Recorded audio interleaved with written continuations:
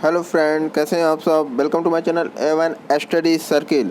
तो फ्रेंड, हम अपने चैनल पर आपको घटना चक्र की जो दृष्टि है, वार्षिकांक, इसका क्विक रिवीजन करा रहे हैं। तो फ्रेंड चलिए, हमने मिस्र न्यू डेवलपमेंट बैंक का नया सदस्य बना, इस टॉपिक तक अपना लास्ट वीडियो कंप्लीट किया था। तो चलिए फ्रेंड, अब हम अपने अगले वीडियो पे चलते हैं। उसमें क्या है देख लेते हैं जल्दी से एक बार। अब आपको हमारे चैनल पर क्विक रिवीजन दृष्टि का, घटना चक्र की जो दृष्टि आती है वार्षिकांक, उसका मिलता जाएगा। तो फ्रेंड, अगर आप हमारे चैनल पर नए हो तो हमारे चैनल को सब्सक्राइब कीजिए, बेल आइकन को प्रेस कीजिए, जिससे कि हम जो भी वीडियो बनाएं बैक टू बैक आपके पास पहुंचता रहे।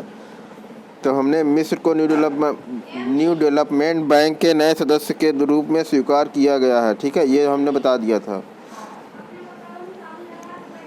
तो अब हमें अगले टॉपिक से स्टार्ट करना है। World wide cost of living. ठीक है, वर्ल्ड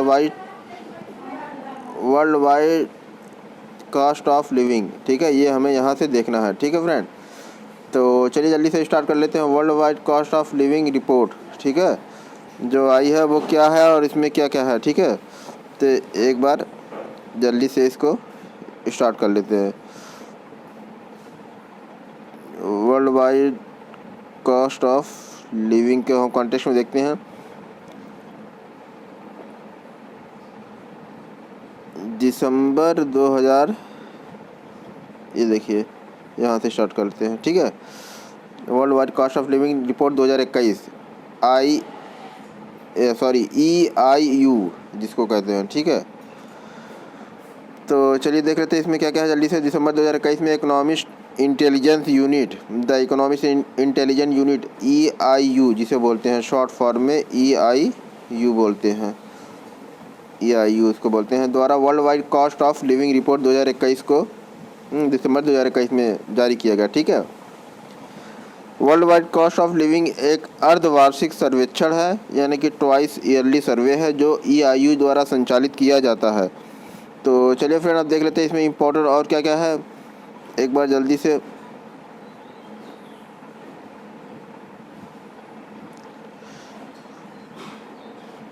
स्लाइड इसकी थोड़ी प्रॉब्लम हो रही है। ये है इम्पोर्टेंट, यानी इम्पोर्टेंट फैक्ट क्या है। ठीक है, world wide cost of living report 2021 के आधार पर 173 शहरों को रैंक प्रदान की गई है। ठीक है, तो चलते हैं इसी पेज के अगले कॉलम पे, देख लेते हैं और क्या क्या है, वो कौन कौन से शहर हैं जिनको रैंक प्रदान की है EIU द्वारा। ठीक है, तो देख लेते हैं, यहाँ से स्टार्ट होता है। ठीक है, इस रैंकिंग में, ठीक है, इस रैंकिंग में न्यूयॉर्क शहर को कीमतों के लिए आधार शहर के रूप में चिन्हित किया गया। ठीक है, EIU के सर्वेक्षण के अनुसार तेल अवीव विश्व में रहने के लिए सबसे महंगा शहर है। तेल अवीव शहर कहाँ पे है? इजराइल देश में पड़ता है। ठीक है, इजराइल की राजधानी भी रहा है तेल अवीव। ठीक है, सबसे महंगा विश्व में शहर है तेल अवीव। ठीक है, इसके बाद सबसे महंगे शहरों की रैंकिंग में पेरिस जो फ्रांस का है और सिंगापुर, इन दोनों का संयुक्त रूप से दूसरा स्थान है। यानी फ्रांस के पेरिस शहर का और सिंगापुर जो है एक देश है, वो बहुत छोटा सा देश है दक्षिण साउथ ईस्ट एशिया का, वो दूसरा संयुक्त रूप से स्थान रखते हैं। ठीक है, महंगे शहरों की रैंकिंग में। दमिश्क, ये भी राजधानी है, सीरिया की राजधानी है दमिश्क, विश्व में रहने के लिए सबसे सस्ता शहर है। ठीक है, तो वहाँ के हालात सीरिया के वैसे भी बहुत ख़राब है, तो वहाँ कौन रहना चाहेगा। ठीक है, चलिए अहमदाबाद जो गुजरात में पड़ता है। ठीक है, अहमदाबाद को सबसे सस्ते शीर्ष 10 शहरों में सूचीबद्ध किया गया है। ठीक है, 173 शहरों की रैंकिंग में अहमदाबाद की 167वीं। ठीक है, 173 शहरों को रैंकिंग में 167 रैंकिंग प्राप्त हुई है। ठीक है, ये इम्पोर्टेंट है। तो चलिए अब देख लेते हैं अगले उसमें विश्व बॉक्स में, देख लेते हैं इंपॉर्टेंट क्या क्या है। विश्व के 10 महंगे शहर हैं, कौन कौन शहर, रैंक, शहर, देश। ठीक है, ये 3 कॉलम है। तो तेल अवीव जो है नंबर 1 पे है, इजराइल देश। ठीक है, पेरिस जो है फ्रांस का है, वो नंबर 2 रैंक पे है। और फिर सिंगापुर पड़ता है, सिंगापुर देश में है। ठीक है, वो नंबर 2 पे संयुक्त रूप से है। ठीक है, और उसके बाद ज्यूरिख स्विट्ज़रलैंड ये नंबर 4 पे है। हांगकांग ये चीन में पड़ता है, नंबर 5 पर है। न्यूयॉर्क 6वीं रैंक पे है यूएसए का, 7वें नंबर पे जेनेवा है स्विट्ज़रलैंड का, 8वें रैंक पे है कोपेनहेगन डेनमार्क देश का, ठीक है। और 9वें नंबर पे है महंगा शहरों की श्रेणी में लॉस एंजलिस, वो भी यूएसए में पड़ता है, अमेरिका में, ठीक है। और 10वां पड़ता है 10वें रैंक पे ओसाका, ये जापान का शहर है, ठीक है। तो नोट इसमें क्या है, हांगकांग चीन का विशेष प्रशासनिक क्षेत्र भी है, हाँ ठीक है, स्पेशल एडमिनिस्ट्रेटिव रीजन, ठीक। हांगकांग जो है चीन का विशेष प्रशासनिक क्षेत्र, ये इंपॉर्टेंट है हांगकांग के कॉन्टेक्स्ट में, ठीक है। अब अगले टॉपिक पे चलते हैं। अगला टॉपिक क्या है, विश्व प्रतिभा रैंकिंग 2021, ये देख लेते हैं थोड़ा सा, ये इम्पोर्टेंट है।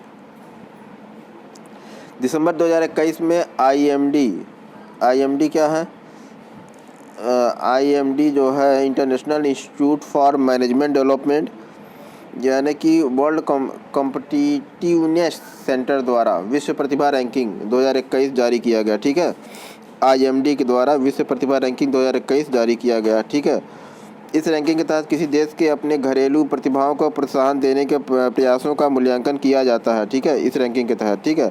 साथ ही अन्य प्रतिभाओं को आकर्षित करने के साथ साथ स्थानीय प्रतिभाओं को भी देश में रोक कर रखने की क्षमता का आकलन भी किया जाता है आईएमडी के जरिए, ठीक है।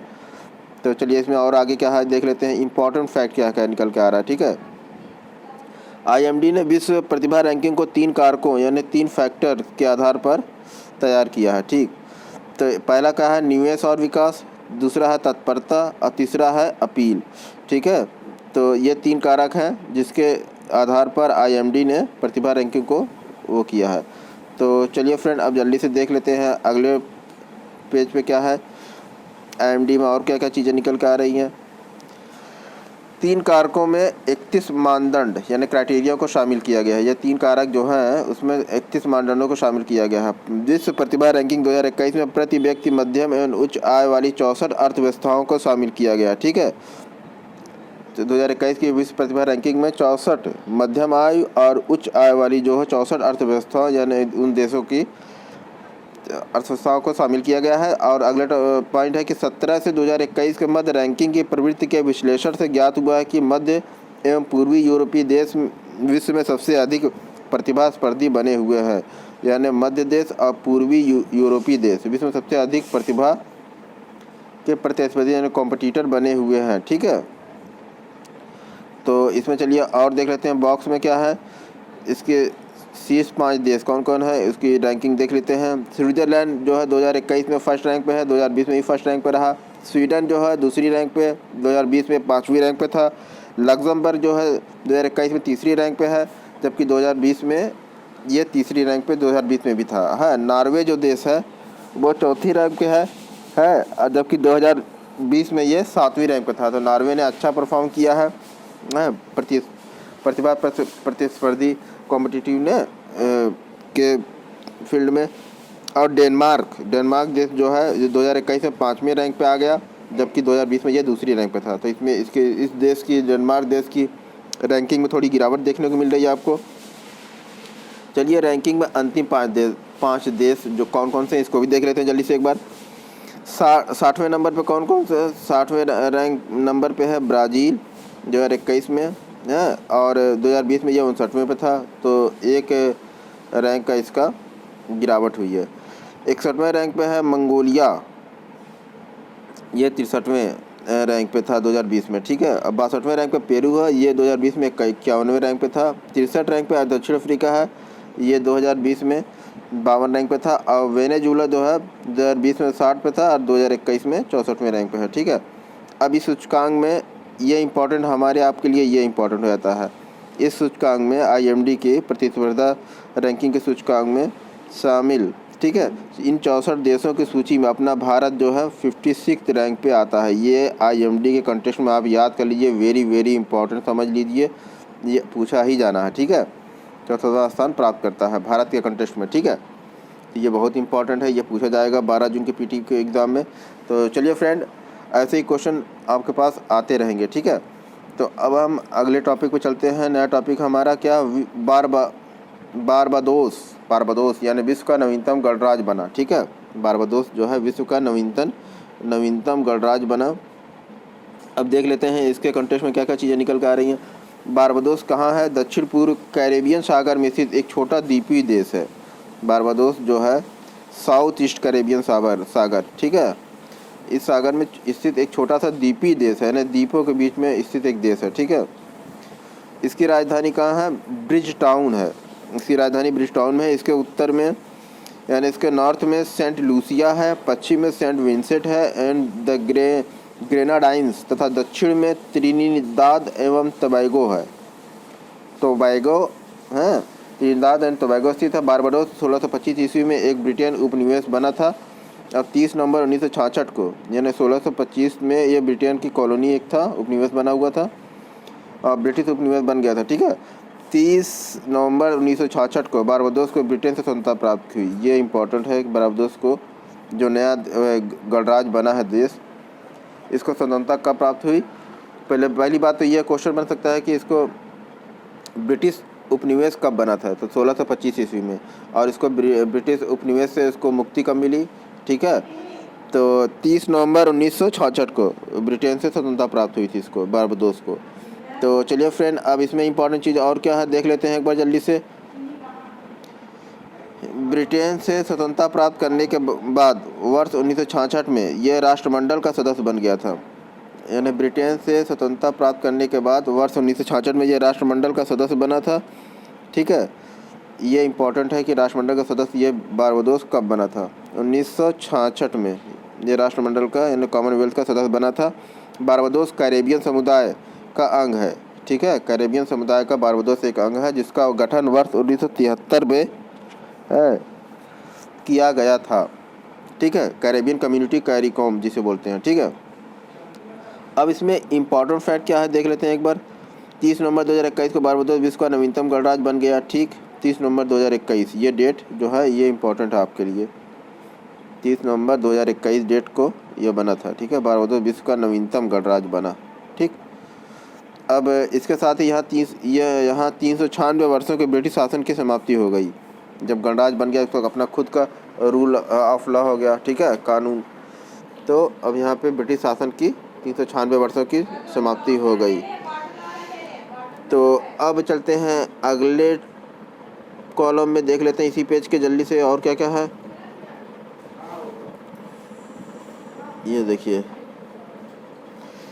अगले कॉलम में है, अब आधिकारिक तौर पर महारानी एलिजाबेथ द्वितीय हैं। अब आधिकारिक तौर पर महारानी एलिजाबेथ द्वितीय जो है इस राष्ट्र की प्रमुख नहीं होंगी। अब जब ये गणराज्य बन गया तो अब महारानी एलिजाबेथ द्वितीय जो है इसकी राष्ट्र प्रमुख नहीं होंगी, इसके पहले तक वही थी।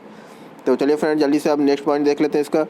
हालांकि यह देश राष्ट्रमंडल का सदस्य देश बना रहेगा, राष्ट्रमंडल का देश बना रहेगा, ठीक है, लेकिन उसकी जो आधिकारिक तौर पर उसकी महारानी एलिजाबेथ द्वितीय थी ब्रिटेन की, अब वो उसकी राष्ट्र प्रमुख नहीं होंगी, ठीक है। अब बारबाडोस नया जो देश बना है, गणराज्य बन गया है, अब उसका अपना यहाँ के लीडर जो होंगे वो राष्ट्र प्रमुख होंगे, ठीक है।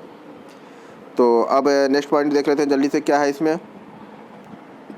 30 नवंबर 2021 को सैंड्रा मेसन, यानी 30 नवंबर 2021 को ही सैंड्रा मेसन जो हैं वो वहाँ के प्रथम राष्ट्रपति बने, ठीक है। सैंड्रा मेसन प्रथम राष्ट्रपति के रूप में शपथ ग्रहण किया, ठीक।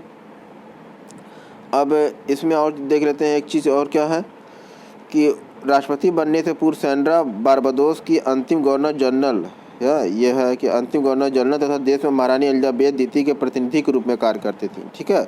जब ये राष्ट्रपति नहीं बनी थी, जब तक इनका कानून बन रहा था, संविधान इनका बन रहा था, तब तक ये अंतिम गवर्नर जनरल तथा देश में महारानी एलिजाबेथ की प्रतिनिधि, ठीक है, महारानी एलिजाबेथ की प्रतिनिधि के रूप में काम कर रही थी, ठीक है।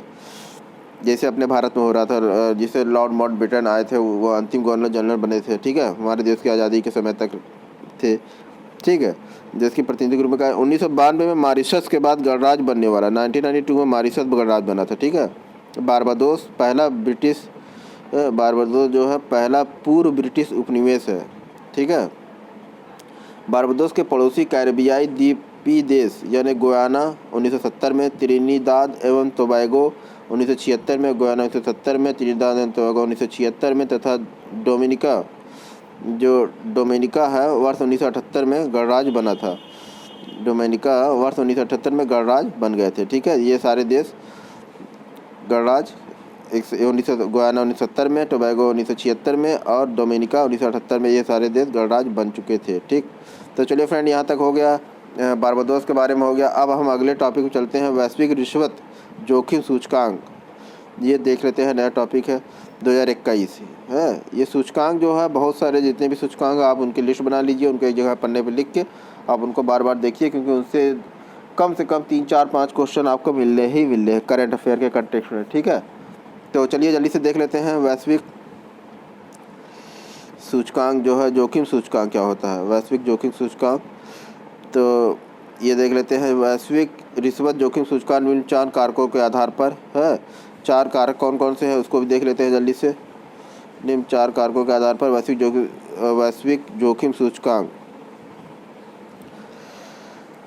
आधार पर देशों को अंक प्रदान करता है। ठीक है, 4 कारक। अब देख लेते हैं 4 कारक कौन कौन से हैं। सरकार के साथ व्यापारिक बातचीत यानी बिजनेस इंटरनेशंस विद द गवर्नमेंट।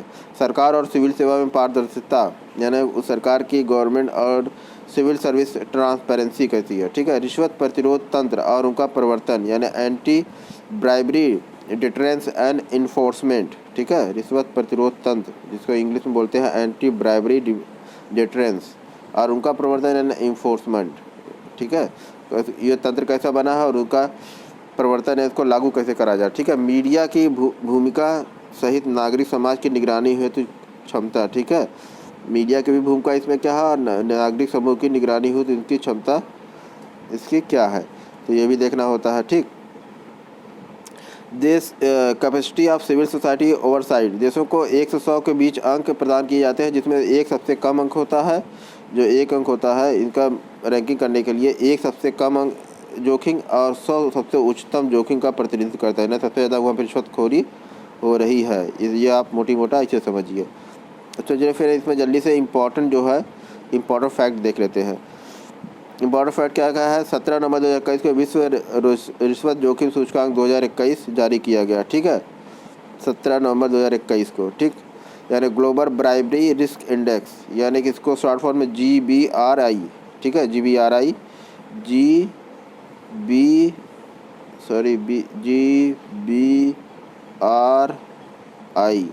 इसको शॉर्ट में GBRI बोल सकते हैं। ठीक है, जो होगा जारी किया गया। इस सूचकांक में 194 देशों को शामिल किया गया। ठीक है, इस सूचकांक में 194 देशों 194 कंट्रीज़ को शामिल किया गया। ठीक है, तो अब चलिए जल्दी से देख लेते हैं शीर्ष 5 देश, इसमें कौन से शीर्ष 5 देश हैं। ठीक है, उनको देख लेते हैं एक बार जल्दी से। बॉक्स में है, नंबर 1 पे डेनमार्क है, जिसका स्कोर 2 है। ठीक है, नंबर 2 रैंक पे कौन है, नॉर्वे है, जिसका स्कोर 5 है। नंबर 3 रैंक पे कौन है, स्वीडन है, जिसका स्कोर 7 है। नंबर 4 रैंक पे फिनलैंड है, जिसका स्कोर 7 है। और नंबर 5 रैंक पे न्यूजीलैंड है, जिसका स्कोर 8 है। तो चलिए फ्रेंड, अब जल्दी से नेक्स्ट पेज पे चलते हैं, उसमें देख लेते हैं क्या है, ब्रिक्स देशों की स्थिति। इसी कंटेक्स्ट में ब्रिक्स देशों की स्थिति। ब्रिक्स देश में कौन है, भारत है, ब्राज़ील है, रसिया है, इंडिया यानी भारत है, और उसके बाद चाइना है, साउथ अफ्रीका है। ठीक है, तो ब्रिक्स देशों की स्थिति देख लेते हैं। 91 रैंक पे है, यानी 91वीं रैंक पे अपना ब्राज़ील है। ठीक है, जिसका स्कोर 47 है। 134वीं रैंक पे रशिया है। ठीक है, 55 स्कोर के साथ। 82 रैंक पे इंडिया है। इंडिया का रैंक कौन है, 82, 44 स्कोर के साथ। ये इंपॉर्टेंट है आप लोगों के लिए। ठीक है, 82वीं रैंक पे। ठीक, और चाइना की 135वीं रैंक है, 56 स्कोर के साथ। 59वीं रैंक है दक्षिण अफ्रीका की, 39वें रैंक के साथ। तो ब्रिक्स देशों में भारत की स्थिति 3रे पोजीशन पर। ठीक है, ठीक, अब हम देख लेते हैं, इसी बॉक्स को कंप्लीट करते हैं और देख लेते हैं अगला क्या है। तो चलिए फ्रेंड, जल्दी से इसको भी कंप्लीट कर लेते हैं। लेगाटम जो है, लेगाटम समृद्धि सूचकांक। लेगाटम समृद्धि सूचकांक क्या है, इसको जरा से देख लेते हैं। विश्व के विभिन्न देशों में समृद्धि के स्तरों की तुलना हेतु एक अंतर्राष्ट्रीय गैर सरकारी संगठन, लेगाटम इंस्टीट्यूट, यानी कि जो विश्व के बहुत सारे देश हैं, सभी देशों के समृद्धि के स्तरों की तुलना करने के लिए। ठीक है, अंतर्राष्ट्रीय गैर सरकारी संगठन एक है लेगाटम इंस्टीट्यूट। इसके द्वारा हर साल लेटागम समृद्धि सूचकांक, लेटागम समृद्धि सूचकांक जिसे शॉर्ट में क्या बोलते हैं LPI, जारी किया जाता है। अब उल्लेखनीय है कि लेटागम इंस्टीट्यूट लंदन स्थित लेटागम कंपनी समूह के अंतर्गत एक स्वतंत्र संगठन है जो वैश्विक समृद्धि और मानव स्वतंत्रता के विस्तार को बढ़ावा देता है। ठीक है, वैश्विक समृद्धि और मानव स्वतंत्रता वैश्विक इसके विस्तार को बढ़ावा देता है। इसमें इंपॉर्टेंट फैक्ट क्या है, एक बार जल्दी से इसको देख लेते हैं। हाल ही में लेटागम इंस्टीट्यूट, ठीक है, हाल ही में लेटागम इंस्टीट्यूट जो है द्वारा लेटागम समृद्धि सूचकांक 2021 जारी किया गया। वैसे बहुत ज़्यादा इंपॉर्टेंट नहीं है। ठीक है, यह सूचकांक का 15वां संस्करण है। ठीक है, विश्व समृद्धि सूचकांक में 7 क्षेत्रों को शामिल किया जाता है 167 देशों के बीच। ठीक है, रैंक प्रदान की जाती है। यह 167 देश विश्व के 99.4% आबादी को अपने अंदर समाहित करते हैं। ठीक, तो अब देख लेते हैं इस समृद्धि के सूचकांक। ठीक है, समृद्धि के सूचकांक 3 कार्य क्षेत्रों यानी 3 डोमेन्स में के तहत काम करते हैं। इनको देख लेते हैं क्या है।